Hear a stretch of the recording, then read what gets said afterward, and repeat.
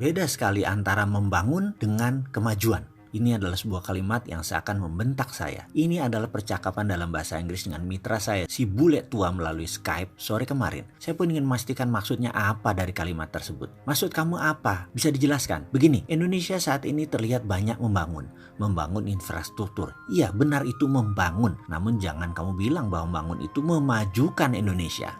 Gila kamu. Tujuan membangun infrastruktur kan untuk kemajuan ekonomi. Demikian saya berargumen. Oh, belum tentu begitu. Kamu harus melihat bagaimana dalam tanda petik cara Indonesia membangun dan dengan siapa dalam tanda petik membangunnya. Demikian dia mencoba menjelaskan arah bicaranya. Saya mau menjelaskan sedikit pengandaian. Jika dalam rumah tangga katakan kamu memiliki penghasilan 10 juta satu bulan, lalu kamu mau membangun kamar tambahan dan ingin membeli satu mobil lagi untuk kebutuhan keluarga. Kamu menggunakan pinjaman bank. Intinya kamu pakai duit orang lain. Apa yang kamu lakukan dengan pendapatan tetap tadi? Kamu ternyata hanya bisa membayar cicilannya saja. Pokoknya tidak bisa. Kamu berharap kamar tadi kamu sewakan, dikoskan, dan mobil tadi diusahakan ke GrabCar, online transportation. Bagus bukan rencana tersebut? Tapi bisnis bukan ilmu pasti di ruang hampa. Apa yang terjadi kalau tidak ada penyewa kamar tersebut sebagai kos-kosan? Apa yang terjadi kalau setoran transport online tidak mencapai target? Pasti dari penghasilan yang 10 juta tadi dibayarkan hanya bunganya saja. Pokoknya tidak akan sanggup terbayarkan. Kita terus menggantung harapan bahwa kosan akan terisi dan transportasi online akan meningkat hasilnya. Anda benar membangun tapi belum tentu membuat maju perekonomian rumah tangga. Paham?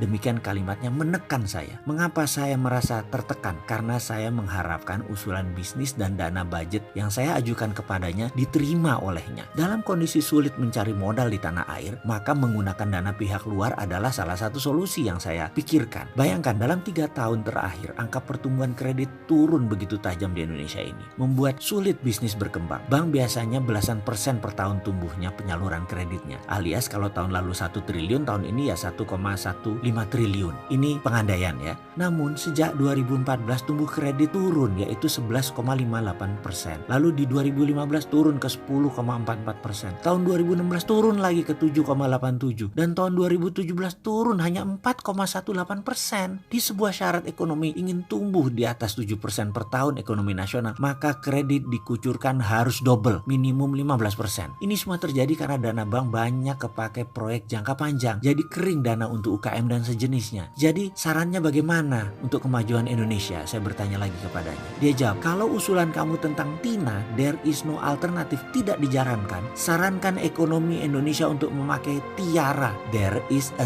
real alternative. Ada yang ingin tahu apa itu tiara? Akan dijelaskan pada video selanjutnya.